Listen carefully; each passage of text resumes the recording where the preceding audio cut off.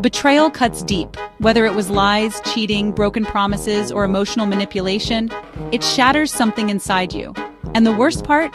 It's not just the betrayal itself. It's the aftermath. The doubt, the overthinking, the walls you now keep up around your heart.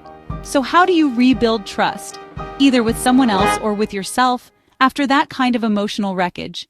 Is it even possible? Let's talk about the real psychology of trust, how forgiveness actually works, and what it takes to heal, not just to move on, but to move forward. Trust isn't just emotional, it's neurological. When you trust someone, your brain literally creates a sense of safety around them. You drop your guard, you become vulnerable, you let them in.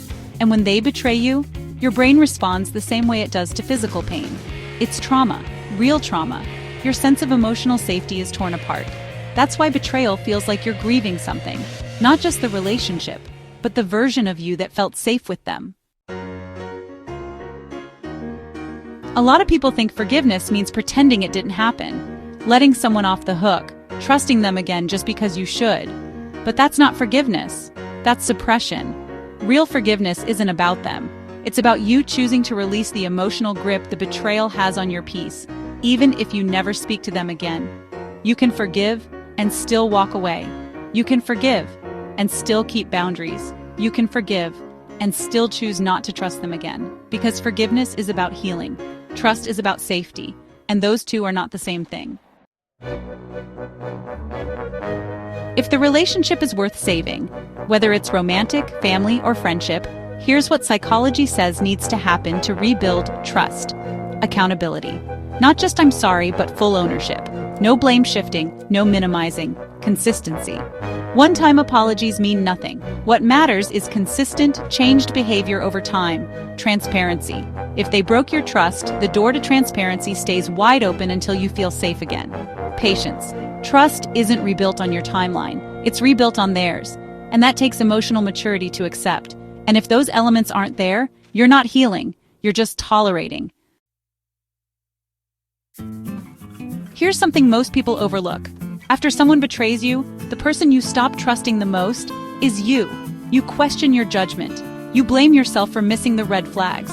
You start thinking, how could I have let this happen? But listen, you weren't stupid. You were trusting. You showed up with an open heart, and someone took advantage of that. That's on them. But your healing, that's on you.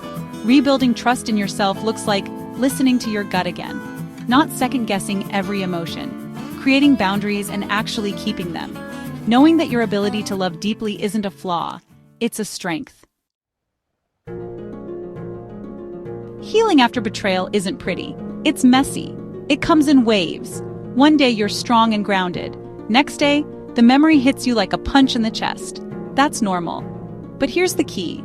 Every time you choose to move forward instead of staying stuck in the story of the betrayal, you're healing.